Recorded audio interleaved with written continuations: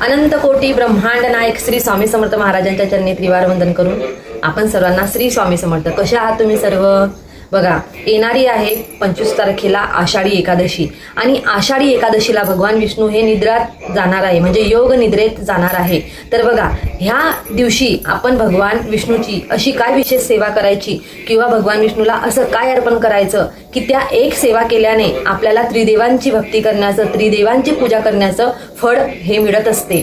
तर बघा, आपल्याला एकादशीच्या दिवशी जास्त मोठे कर्मकांड करण्याची गरज नाही. भक्तिभाव आणि श्रद्धेने हे 2-3च नियम जे आहे ते तुम्ही करा, तुम्हाला याचे खूप जास्त लाभ मिळतील. आणि मला तर एकच वाटते, कोणतीही सेवा आपण करत असले किंवा भगवंताची भक्ती करत असले ती स्वार्थाने करू नका. म्हणजे की मी जर का असं केलं तर मला याचं काय मिळणार आहे, ह्या भाव जर का तुमच्या मनात आला तर त्या भक्तीला काहीच अर्थ नाही. तर बघा, आपल्याला एकादशीच्या दिवशी म्हणजे आषाढी एकादशीला भगवान विष्णू ज्या वेळेस निद्रा अवस्थेत जात असतात त्या दिवशी आपल्याला ही सेवा म्हणजे ही पूजा विधी करायची आहे. खूप साधी सोपी पूजा विधी आहे, आपल्याला जास्त खर्च लागणार नाहीये. याचं तुम्हाला खूप मोठं फळ मिळणार आहे. आणि फळ मिळणे किंवा न मिळणे हे आपल्या भगवंतावरती सोडायचं. आपल्या मनाने आपल्या श्रद्धेने आपल्याला आपल्या भगवंताची सेवा करायची आहे. तर तुम्हाला काय करायचं आहे, ज्या दिवशी एकादशी आहे आणि ज्या दिवशी भगवान विष्णू योग निद्रेत जाणार आहे तो दिवस म्हणजे एकादशी, आषाढी एकादशीचा दिवस. तर त्याच दिवशी आपल्याला रात्रीच्या वेळेस शुद्ध गाईच्या तुपाचा दीप प्रज्वलित करून जितका वेळ जमेल तितका वेळ आपल्याला नामस्मरण करायचं आहे. बघा, तुम्ही विष्णू सहस्रनामाचा जाप करा किंवा तुम्ही ओम नमो भगवते वासुदेवाय नमः त्याचा जाप करा किंवा तुम्ही नमो नारायणाय याचा जाप केला तरी तुम्हाला चालेल. किंवा ओम कृष्णाय वासुदेवाय हरे परमात्मने प्रणतक्लेशनाशाय गोविंदाय नमो नमः याचाही जाप केला तरी चालेल. आणि तुम्हाला काहीच येत नसलं तर श्री स्वामी समर्थ म्हटलं तरी चालेल, कारण कितीही सेवा करा, कोणतीही सेवा करा, शेवटी ते त्यांच्यापर्यंतच जाणारी आहे. आणि विशेष असं विष्णू सहस्रनामाला ह्या दिवशी खूप खूप खूप जास्त महत्व आहे. तर तुमच्याकडून एक वेळा तरी विष्णू सहस्रनाम ह्या दिवशी व्हायलाच पाहिजे, म्हणजे तुम्ही ही सेवा केलीच पाहिजे. तर तुम्हाला शुद्ध तुपाचा दिवा लावून कृष्णाजवळ बसून तुम्हाला ही सेवा करायची आहे. तुमच्या घरामध्ये विठ्ठलाची मूर्ती आहे तर तुम्ही त्यांची पूजा करा. तुमच्या घरामध्ये कृष्ण म्हणजे बाळकृष्णाची मूर्ती आहे तर तुम्ही त्यांच्याजवळ पूजा करा. तर तुम्हाला ते कसं करायचं आहे, रात्रीच्या वेळेस दीप प्रज्वलित करून तुम्हाला तुमच्या मंदिराजवळ बसायचं आहे आणि तुम्हाला तिथे भगवंताचं नामस्मरण करायचं आहे.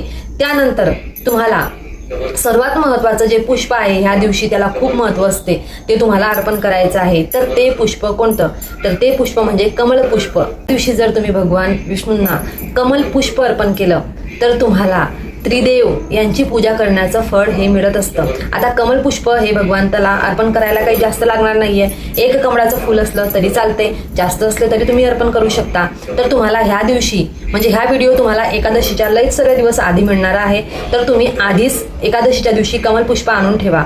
आणि एकादशीच्या दिवशी आपण तुळशीपत्र तोडून नाही ठेवत, तर आधीच तुम्ही तुळशीपत्र 1000 असले तरी चालतील किंवा इतके नसले, एक असलं तरी चालेल, तर तेही तुम्हाला अर्पण करायचं आहे. तर तुम्हाला काय करायचं आहे, सर्वप्रथम स्वच्छ कपडे परिधान करून तुम्हाला तुमच्या देवघराजवळ बसायचं आहे. तिथे तुम्हाला तुपाचा दिवा, शुद्ध गाईच्या तुपाचा दिवा प्रज्वलित करायचा आहे. आणि त्यानंतर एक कमल पुष्प हे तुम्हाला भगवान विष्णू म्हणजे तुमच्याजवळ आपण दिवाळीला जे पूजन करतो, ज्या फोटोमध्ये नारायण भगवान शेष शयन करत आहे आणि तिथे माता लक्ष्मी त्यांचे पाय दाबत आहे तो फोटो असला तर तिथे ते कमलपुष्प ठेवा. तो फोटो नसला तर विठ्ठल रुक्मिणीची मूर्ती तुमच्याजवळ असली तर त्यांच्याकडे तुम्ही ते कमलपुष्प अर्पण करू शकता. तोही फोटो नसला तर बाळकृष्णाची मूर्ती हे प्रत्येक घरामध्ये असते, तर बाळकृष्णाच्या चरणांजवळ तुम्हाला हे कमलपुष्प अर्पण करायचं आहे. तर सर्वप्रथम काय करायचं, आधी धूप दीप प्रज्वलित करून घ्यायची आणि त्यानंतर तुम्हाला सर्वप्रथम तुळशीचे पत्र 1000 तुळशी दल तुमच्याजवळ जर का असले तर ते घ्या. ते नसल्यास तुम्हाला एक तुळशी पत्र असलं तरी तुम्ही 1000 विष्णूचे जे नाव येतात ते नाव घ्या आणि एक वेळा तिथे ठेवा. परत उचला, परत दुसरं नाव घ्या, परत ठेवा, परत उचला, परत तिसरं नाव घ्या, परत तेच पत्र म्हणजे तुळशी पत्र जे आहे ते तुम्हाला ठेवायचं आहे आणि परत उचलून ठेवायचं आहे. असं तुम्हाला 1000 वेळेस करता येत असेल तर तुम्ही 1000 वेळेस करा किंवा 108 वेळेस ओम नमो भगवते वासुदेवाय नमः असं म्हणून तुळशीपत्र कृष्णाच्या पायाला इथे लावायचं, परत घेऊन घ्यायचं. का परत घ्यायचं आहे ते, कारण आपल्याजवळ तितके तुळशीपत्र नाही म्हणून. आता विशेष, आता मी तुळशीपत्राचा बार उल्लेख करते, तुम्ही या व्हिडिओ आधीच पाहणार आहेत. तर तुळशीपत्र एकादशीच्या आधीच तुम्ही तोडून ठेवा आणि तुळशीपत्र कधीही वराह पुराणमध्ये सांगितलं आहे तुळशी पत्राचं महत्व, की तुळशी पत्राशिवाय भगवान विष्णूची ही सेवा म्हणजे मानलीच जात नाही. तुळशी पत्राशिवाय सेवा ही मान्यच होत नाही देवाला. आणि तुळशी पत्र ही भगवान विष्णूंना अत्यंत प्रिय आहे. तर तुम्हाला भगवान विष्णूंना तुळशी पत्र हे अर्पण करावंच लागेल. तर आधीच तुम्ही तुळशी पत्राची व्यवस्था करून घ्या. आणि एखाद्या वेळेस जर का ह्या व्हिडिओ कोणाजवळ लेट आला आणि त्यांनी लेट पाहिला, आजच एकादशी आहे आणि आजच तुम्हाला ह्या व्हिडिओ पाहून ही सेवा करायची इच्छा झाली आहे, तर मग जेव्हा तुळशीचे पत्ते खालती गळलेले असतात ते पत्ते तुम्ही उचलायचे. बाकी तुम्ही तुळशी पत्र तोडायचं नाही, कारण करायचंच नाही. त्या दिवशी तुळशी माताचा सुद्धा उपवास असतो भगवान विष्णूंसाठी. त्या दिवशी तुळशीला तुम्ही पाणी अर्पण करू नका. तुम्ही दिवाळी लावला तर लांबून लावा. तुळशीला स्पर्श सुद्धा करायचा नाही. ज्या दिवशी एकादशी असते त्यावेळेचा ह्या विषय आहे. तर तुळशी पत्र अर्पण झाल्यावर आपल्याला भगवान विष्णूंच्या चरणी कमलपुष्प अर्पण करायचं आहे.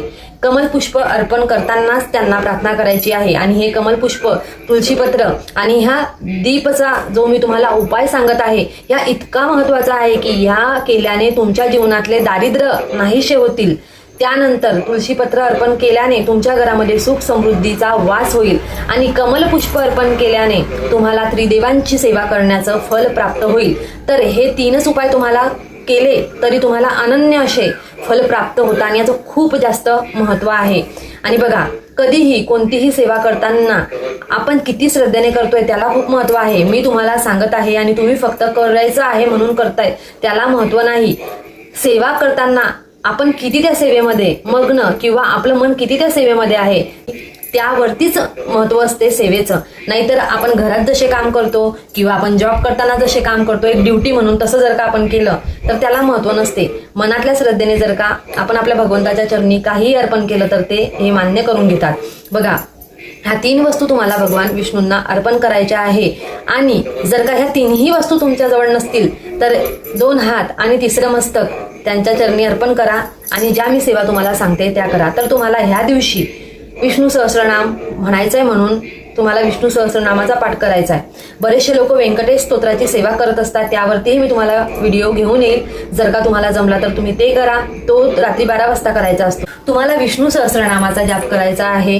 त्यानंतर तुम्हाला व्यंकटेश स्तोत्राचा जाप करायचा आहे. व्यंकटेश स्तोत्र तुम्ही मराठीत जमत असलं तर मराठीत म्हणा, किंवा तुम्हाला संस्कृतमध्ये येत असेल तर तुम्ही संस्कृतमध्ये सुद्धा म्हणू शकता. विष्णू सहस्रनामाचं पुस्तक आहे छोटंसं, त्यामध्ये तुम्हाला व्यंकटेश स्तोत्रही मिळून जाणार आहे आणि तुम्हाला विष्णू सहस्रनामही त्यामध्येच भेटून जाणार आहे. आणि याच्यामध्येच भगवान विष्णूचे 1000 नावं आहे जे तुम्ही उच्चार करून तुलसी दल हे भगवान विष्णूंच्या चरणी अर्पण करू शकता.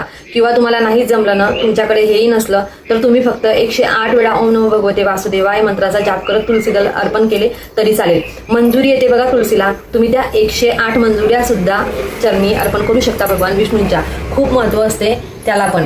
तर तुम्हाला ही सेवा करायची आहे. विष्णू सहस्रनामचा परत परत उच्चार यासाठी करते की विष्णू सहस्रनाम एक अशी सेवा आहे की ज्याने आपले झालेले पाप, कितीही पाप असो, ते हे विष्णू सहस्रनाममध्ये पावर आहे एकदम खत्म करण्याची. आणि आपले प्रारब्धाचे जे भोग असतात, आपले जे कर्म असतात मागच्या जन्माचे, आपल्याला काहीच माहिती नाही आपण काय कर्म करून आले आहेत. तर पण बऱ्याच वेळा आपण देवाची भक्ती करत असतो आणि जेव्हा आपल्याला त्याचं फळ जसं भेटत नसते तेव्हा आपण देवालाच म्हणत असतो की मी तर इतकी सेवा करतो, मी तर इतकं सर्व केलं पण मला काहीच अनुभव नाही. तर ते का? ज्या वेळेस आपण सेवा करतो त्यावेळेस आपले मागचे जे कर्म असतात ते मागचे कर्म तीव्र गतीमध्ये येऊन म्हणजे त्याचे जे परिणाम असतात ते इतके जास्त वाढतात की देवालाही असं वाटते की किती लवकर मी याचे जे मागचे कर्म आहे ते संपवू आणि याला शुद्ध करू. की तर असं विष्णू सहस्रनाम वाचल्याने आपले जे कर्म असतात, आपण जसं स्वामीचं नाम उच्चार करतो आणि स्वामीचं नाम उच्चार करून आपले प्रारब्धाचे भोगे नाहीसे होत असतात, हळूहळू होतात, ते एकदम होणार नाही. बघा कसं आहे, ज्या प्रकारे आपण जे जेवण बनवलं ते जेवण आपण खाणार आहोत, त्याच प्रकारे आपण जे कर्म केले ते आपल्याला मागच्या जन्माचे भोगावेच लागतात.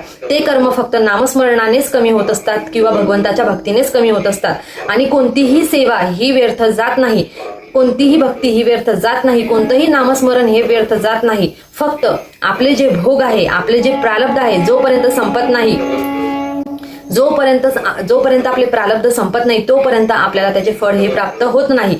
जसं जसं आपलं प्रारब्धाचे भोग कमी होत जातात तसे तसे आपल्याला खूप चांगले अनुभव येत जातात.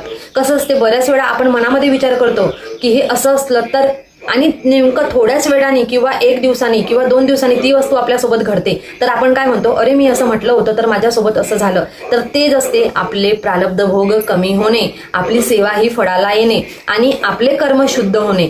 ज्यांना कोणाला असं अनुभव येत असेल की बऱ्याच वेळा तुम्ही मनात असे काही विचार करतात आणि ते तुमच्यासोबत घडत असते, तर हे खूप मोठा अनुभव आहे तुमच्यासाठी की तुम्ही जी सेवा करतात ती तुमच्या भगवंताच्या चरणी अर्पण होत आहे आणि तुम्हाला त्याचे जे अनुभव येतात तेच सांगत आहे की आता तुमचे जे मागचे प्रारब्ध भोग आहे ते नाहीसे होत आले आहे. तुम्ही जी सेवा करताय ती करतच राहा आणि भगवान चरणी तुमचे मन लीन ठेवा. तर बघा, ह्या 3 वस्तू, ह्या 3 सेवा जर का तुम्ही एकादशीच्या दिवशी केल्या तर बघा तुम्हाला खूप चांगले याचे अनुभव येतील. आणि मी तर म्हणते अनुभवचा विचार करूच नका, जे काही करताय ते आपल्या भगवंताच्या चरणी अर्पण करा, फक्त सेवा करत चाला, बाकी त्याला जे द्यायचंय तो ते देईल. आणि मला तर एकच समजते, काय आपण घेऊन आले आणि काय आपण सोबत घेऊन जाणार आहे, तर आपल्याला इतका लोभ कशासाठी या जीवनाचा.